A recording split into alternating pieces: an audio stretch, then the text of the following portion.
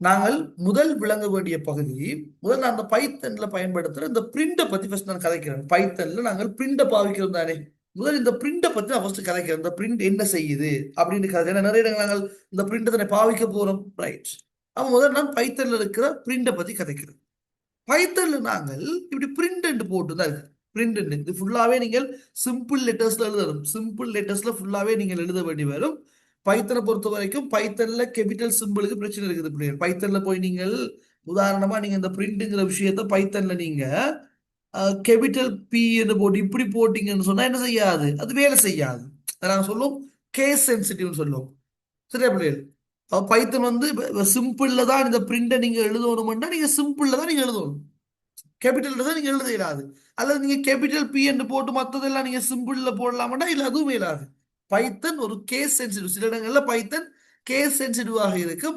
ஆகவே முதல் நாங்க விளங்க வேண்டிய அடிப்படை விஷயம், பைத்தன்ல இந்த பிரிண்ட் என்று சொல்றதை நாங்கள் முழுக்க முழுக்க நாங்கள் சிம்பிள் லெட்டர்ல தான் எழுதணும்.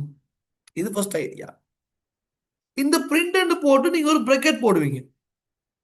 இந்த பிரக்கெட்ல நீங்க என்ன விஷயத்தை எழுதுறீங்களோ, இந்த பிரக்கெட்டுக்குள்ள நீங்க என்ன விஷயத்தை கொடுக்குறீங்களோ, அது என்ன செய்ய போகுது, அவுட்புட்ல டிஸ்பிளேல காட்சிப்படுத்த போகுது. நாங்க பைத்தன் கோட ரன் பண்ணும்போது இந்த பிரிண்டுக்குள்ள இருக்கிற விஷயங்கள் தான் என்ன செய்ய போகுது, நீட்டா விளங்கிக் கொள்ளுங்க. இந்த பிரிண்டுக்குள்ள இருக்கிற விஷயங்கள் தான் டிஸ்பிளேல காட்சிப்படுத்தப்பட போகுது. நான் சும்மா ரன் பண்ணி காரணம் பாருங்க. இதுல இப்ப உங்களை அனுப்பினாங்க. இப்ப வெயிட்,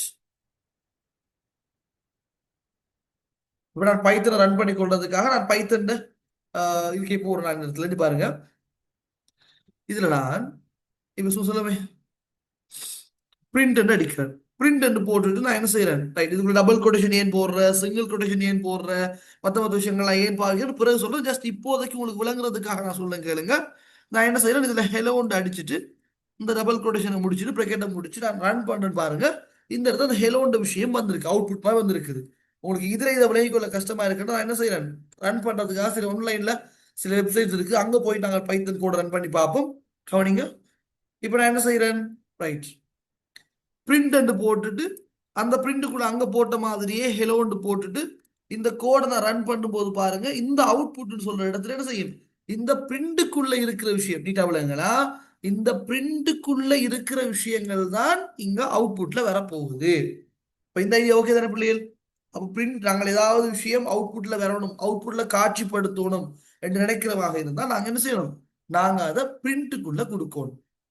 இதுதானே, ரைட்?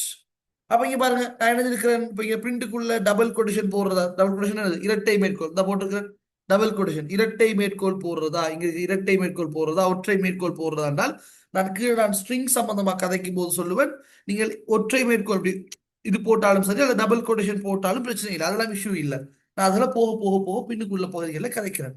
இப்போ விளங்க வேண்டிய, இப்ப நான் சொல்ல வந்தது இந்த பிரிண்ட்ங்கிற விஷயத்தை நாங்கள் கீழே பயன்படுத்துவோம் நிறைய இடங்கள்ல. அப்ப அங்க அங்க அது என்னன்னு விளங்கணும்ன்றதுக்காக தான் நீங்க நான் கதைச்சேன். சரியான பிள்ளைகள்? அப்ப இந்த பிரிண்ட்டுக்குள்ள என்ன இருக்கிறேன், டபுள் கொட்டேஷன் போட்டு பாருங்க, டபுள் கொட்டேஷன் போட்டு அதுக்குள்ள நான் ஒரு விஷயம் சொல்லிக்கிறேன், ஹலோ வேர்ல்டுன்னு சொல்லியிருக்கிறேன். அப்ப அவுட்புட்ல என்ன வருவாம், அவுட்புட்ல இந்த ஹலோ வேர்ல்டுங்கிறது அவுட்புட்ல வரப்போகுது. ரைட்டா? நான் பிரிண்ட்டுக்கு இவ்வளவு கதைக்க வேண்டிய அவசியம் ஒன்றும் இல்லை, பட் எல்லாருக்கும் விளங்குன்றதுக்காக நான் கொஞ்சம் டீட்டெயிலாக கதைக்கிறேன். கொஞ்சம் ப்ரோக்ராமிங் இப்படி தானடா, ப்ரோக்ராமிங்கை நீ பாடமாக்கி எடுக்கணும்னு யோசிச்சா, அல்லது ப்ரோக்ராமிங் இப்படி இருந்தா இப்படி என்று அப்படி போகிறதே கஷ்டம். ப்ரோக்ராமிங்கை பொறுத்த வரைக்கும் ரெண்டு விஷயம் கட்டாயம் தேவை. ஒன்று, இன்ட்ரெஸ்ட் எடுத்து படிக்கணும். ரெண்டாவது விஷயம் விளங்கி படிக்கணும்.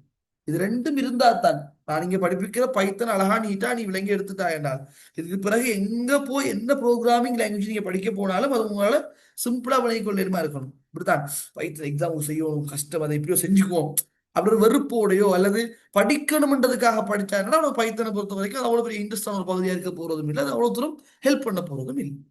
அப்போ கொஞ்சம் அழகா நீட்டா இன்ட்ரெஸ்ட் எடுத்து விளங்கி நான் ஒவ்வொரு கான்செப்ட் நான் ஒவ்வொரு விஷயத்தையும் அழகா சொல்லி போவேன்.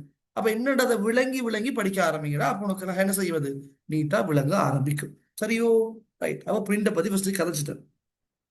பிரிண்ட்டுக்குள்ள போடுற விஷயம் தான் அப்படி என்ன செய்ய போகுதோ டிஸ்பிளேல வரப்போகுது கதைச்சிட்டேன். சரிதானே? ரைட். அப்ப யோசிக்கலாம், அப்ப ஏன் நீங்க இந்த இன் பைத்தன் பைத்தனில் பிரிண்ட் சொல்றது ஒரு பில்டின் ஃபங்க்ஷன். அப்ப இந்த பில்டின் ஃபங்க்ஷன் என்னன்னு சொல்லி இப்போ உங்களுக்கு விளங்க போறது இல்லை. நான் ஃபங்க்ஷன்ஸை பத்தி கதைக்கும் போது திரும்ப நான் அதை ஞாபகப்படுத்துவேன். இந்த பிரிண்ட் எல்லாம் பார்த்த ஞாபகம் இருக்குதா, பிரிண்ட் ஒரு பில்டின் ஃபங்க்ஷனா இருக்குது. என்றெல்லாம் கதை பண்ணான். இப்போதைக்கு அதெல்லாம் தேவையில்லை, விடுங்க. சரிதானே? எதுக்காக பயன்படுது பாருங்க, யூஸ் டு டிஸ்ப்ளே அப்படின்னா என்னது, காட்சிப்படுத்துறதுக்கு, அவுட்புட்டை ஸ்கிரீன்ல காட்சிப்படுத்துறதுக்காக பயன்படுத்துற ஒரு அர்த்தம் யாருன்னு கேட்டால் இந்த பிரிண்ட் என்று சொல்றது. இவ்வளவு கிளியர் தானே?